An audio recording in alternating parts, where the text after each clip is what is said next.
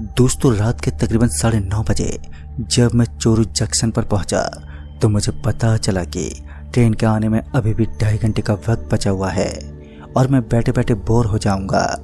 लेकिन यह दूसरी बारी था जब मैं इतना लंबा सफ़र तय करने वाला था। मैं अपने आप को तैयार करने के लिए पहले तो उस स्टेशन पर इधर उधर घूमता रहा, लेकिन जब स्टेशन पर काफ़ी लोग टहलते नजर आ रहे थे तो पहले तो आधे घंटे तक मैं इसी तरह भटकता रहा। लेकिन जब उस ठंड रात में मुझे चाय पीने का मन होने लगा तो मैं अपने दृष्टिकोण किसी चाय की तलाश में घूमने लगा। पहले तो मुझे दूर दूर तक किसी भी दुकान की कोई भी झलक नहीं दिखी, लेकिन फिर मुझे उस ठंडी और चमकीली रात में एक चमकती हुई रोशनी नजर आई। मैं काफ़ी देर तक तो उस तरफ देखता रहा। फिर मुझे उस दुकान के पास एक आदमी अपने हाथ में कांच का गिलास लिए इधर उधर घूमता हुआ दिखाई दिया। मेरे अंदर उम्मीद की एक किरण जग उठी। शायद ये चाय की एक दुकान थी। मैं तेज तेज कदम पटकते हुए उस दुकान की ओर बढ़ा, लेकिन कुछ दूर आगे जाने के बाद वो स्ट्रीट लाइट की रोशनी और भी तेज होने लगी और साथ ही मेरी उम्मीद का वो धागा भी टूटने लगा। असल में ये चाय की दुकान नहीं थी, बल्कि राशन की दुकान थी जहाँ से आप सामान खरीद सकते हैं। खैर, मैं उस दुकान के पास पहुंचा और उस वक्त ठंड कुछ ज़्यादा ही बढ़ चुकी थी। तब जाकर मुझे सिगरेट पीने का मन होने लगा। काफ़ी दिनों से मैंने सिगरेट को हाथ नहीं लगाया था, लेकिन अब मुझे सिगरेट पीने का मन हो ही गया था। तो मैं उस दुकानदार के पास पहुंचा और उससे सिगरेट की एक डिब्बी मांगकर उस स्टेशन के एक कोने में चला गया जहां अंधेरे की एक चादर लिपटी हुई थी। उस जगह रोशनी का तो कोई नामो निशान नहीं था और मैं वहीं एक पत्थर के पास बैठ गया और अपने मुंह में एक सिगरेट दबाकर लाइटर से सिगरेट जलाकर सिगरेट को पीने लगा। इतने में ही मुझे कोई अपनी तरफ आता हुआ दिखाई दिया। ठीक से देखने पर पता चला कि 70 से 75 साल का एक बुढ़ा आदमी मेरे बगल में आकर बैठ गया। उसने काले कंबल ओढ़ रखे थे और फिर मेरी तरफ अपना हाथ करते हुए बोला, बेटा मुझे भी एक बीड़ी दे सकते हो क्या? उस बुजुर्ग आदमी की बात को सुनकर मैं थोड़ा सा हिचकिचाया, लेकिन फिर भी मैंने डिब्बी से एक सिगरेट निकाली और उसके हाथ में थमा दी। हल्की सी आवाज में वो आदमी मेरे कान में फुसफुसाते हुए बोला, बेटा माचिस कहाँ है? तो मैंने अपनी लाइटर की मदद से उसकी सिगरेट को जलाया। इस बार तो मैं पूरा हिल गया। अभी तक तो मैंने उस आदमी का पूरा चेहरा भी नहीं देखा था, लेकिन लाइटर की रोशनी उसके चेहरे पर दिखाई देने वाले खून पर पड़ी तो मैं थोड़ा घबरा गया और उस आदमी को शायद इस बारे में ज्ञात हो चुका था। उस आदमी ने कहा, अरे बेटा आते वक्त मैं फिसल कर नीचे गिर गया था, जिस वजह से कुछ कंकड़ मेरे मुंह पर लग गए हैं। बाद में मैंने भी उसकी बात मानकर नज़रअंदाज कर दिया। फिर मैंने उस आदमी से पूछा, अरे अंकल जी इतनी रात भर आप इस सुनसान अंधेरी जगह पर क्या कर रहे हैं? तो उसने बताया कि वो एक किताब पढ़ने के लिए किसी कोने को ढूंढ रहा था। फिर जब मैंने उस किताब को ध्यान से देखा तो मुझे पता चला कि उस किताब के अंदर कुछ भूतिया चीज़ों का वर्णन किया गया था। तभी मैं हंसते हुए बोला, अरे अंकल जी आप भी भूतों को मानते हो? तो उसने मुझे हंसते हुए कहा, हाँ बेटा मैं भूतों में विश्वास करता हूँ और मैंने इन कामों को अंजाम भी दिया है। पहले तो मैं उसकी बातों को समझ नहीं पाया। फिर मुझे पता चला कि पहले वो आदमी शमशान घाट के अंदर मुर्दों को जलाने का काम करता था, लेकिन जब उसके खातिर किसी लड़की का रिश्ता था तो लोग उसके काम को देखकर रिश्ता कैंसिल कर देते थे, जिस वजह से मैंने उस काम को छोड़ दिया और उसके बाद मैंने एक मुर्दा घर में एंट्री ली। वो मुर्दा घर मेरा आखिरी काम था। उसके आगे उस आदमी ने मुझे कुछ नहीं बताया। मैंने उस बुढ़े शख्स से आगे की कहानी जानने की कोशिश की तो उसने बात को काट दिया और कहने लगा, तुम इतनी रात को यहाँ पर क्या कर रहे हो? तो मैंने भी बताया कि मैं सवाई माधोपुर दिल्ली पुलिस की एग्ज़ाम देने के लिए मैं यहाँ से निकल रहा हूँ और मुझे जल्दी निकलना होगा क्योंकि अब ट्रेन आने वाली है। और ये बोलकर मैं अपनी जगह से खड़ा होने लगा। लेकिन अचंभित तो मैं उस समय रह गया जब मैं अपनी समस्त ताकत का इस्तेमाल करने के बावजूद भी अपनी जगह से खड़ा होने में नाकाम रहा। ऐसा लग रहा था मानो मैं उस जगह से चिपक सा गया हूँ। ऊपर से उस आदमी ने मेरा हाथ पकड़ रखा था। उसका हाथ पकड़ने का अंदाज भी इतना ताकतवर था कि मेरे हाथ का खून थमने लगा। कुछ समय के लिए उस आदमी ने मुझे अपने पास रुकने को कहा, लेकिन इस समय मेरे पास बिल्कुल भी समय नहीं था। अभी सिर्फ 45 मिनट बचे थे ट्रेन को आने में, और यहाँ से चलते चलते अगर मैं प्लेटफार्म तक पहुँच जाऊँगा तो मुझे आराम से 10 मिनट तो लग ही जाएंगे, और मैं नहीं चाहता था कि मेरी ये ट्रेन निकल जाए। तभी मैं जल्द से जल्द सवाई माधोपुर पहुँचना था। मैंने उस बूढ़े आदमी के सामने बड़बड़ाना शुरू कर दिया। मेरे इतनी जिद करने पर वो आदमी एक भारी आवाज में बोला, मुझे ज्यादा कुछ नहीं सुनना, चुपचाप बैठ जाओ वरना तुम्हारी लाश यहीं सड़ेगी। उस बूढ़े की बात सुनकर मेरे शरीर में सनसनी सी मच गई, और अब तक तो मैं पूरा डर चुका था। इस बीच वहां काले धुएं से एक काला काला अंबर छाने लगा।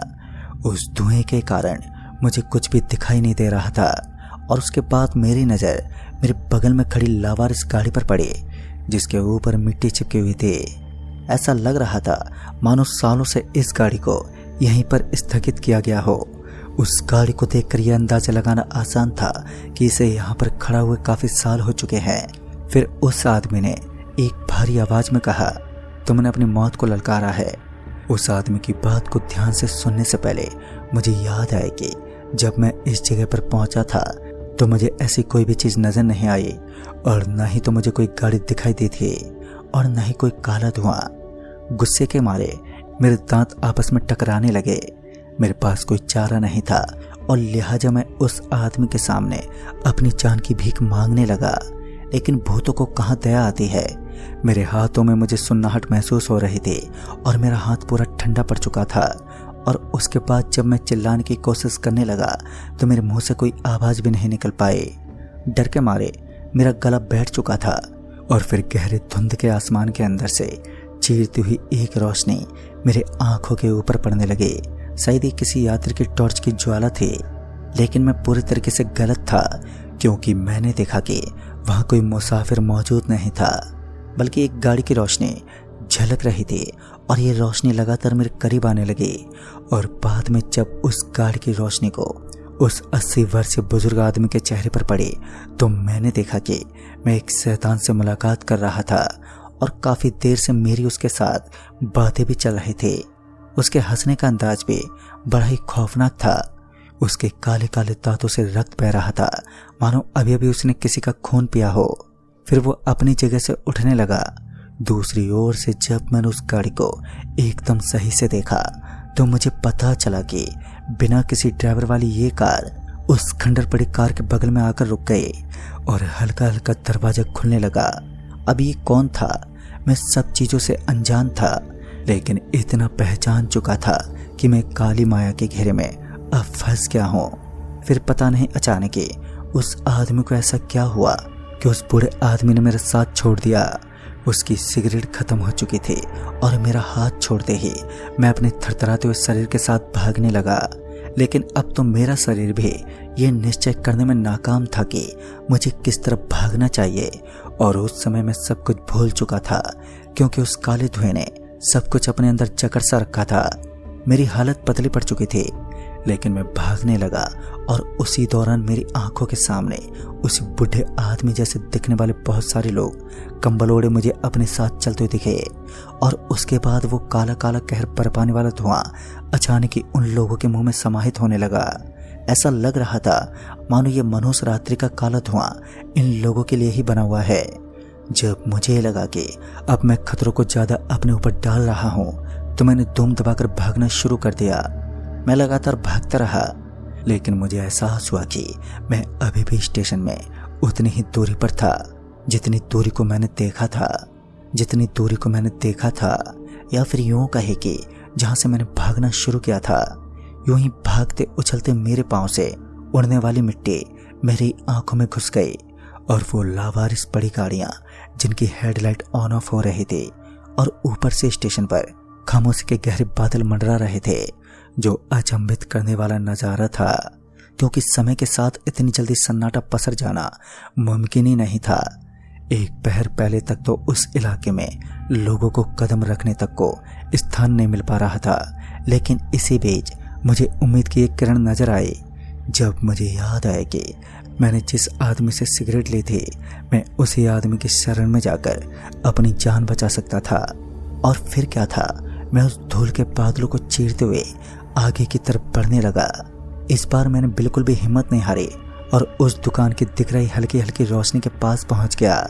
ताजुब तो इस बात का था कि इस बार मैं आराम से उस दुकान के पास पहुंच गया, क्योंकि काफी देर पहले तक तो मैं भाग तो रहा था लेकिन एक ही स्थान पर स्थिर नजर आ रहा था। मुझे काफी हद तक राहत की सांस मिली, लेकिन उस दुकानदार के होने का वहां कोई वजूद ही नहीं था, क्योंकि दुकान तो बंद हो चुकी थी। लेकिन उस लाइट के नीचे बैठकर मैं सेफ्टी फील कर रहा था। फिर मैं अपने मन ही मन भगवान का स्मरण करते हुए उस स्ट्रीट लाइट के नीचे होते हुए स्टेशन पर पहुंचा और ट्रेन में दाखिल हो गया। उस दिन मैं अपनी जान बचाकर तो निकल गया, लेकिन बाद में जब मैंने उस स्टेशन मास्टर से इसके बारे में पूछा तो मुझे पता चला कि 17 साल पहले इस स्टेशन पर एक बूढ़ा रहता था जो ट्रेन देखने के लिए आया करता था। उसके पास खुद एक पर्सनल गाड़ी थी, लेकिन एक दिन ट्रेन की चपेट में आने की वजह से गाड़ी के साथ साथ उस आदमी का कचूमर बन गया और तब से वो बूढ़ा आदमी लोगों से सिगरेट और बीड़ी मांगता है और उन्हें भी अपने साथ दूसरी दुनिया में पहुंचाने का काम करता है। अक्सर वो लोग उसके चंगुल में फंस जाते हैं जो सिगरेट पीने के लिए अंधेरी जगह में बैठते हैं। दोस्तों, उस दिन के बाद मैं आज तक किसी भी स्टेशन पर सिगरेट और बीड़ी पीने के लिए अंधेरी जगह पर नहीं बैठ पाया, क्योंकि उस भूत के सदमे ने मेरे दिल को दहला सा दिया था। तो दोस्तों, इस कहानी में बस इतना ही। तब तक के लिए बाय एंड टेक केयर।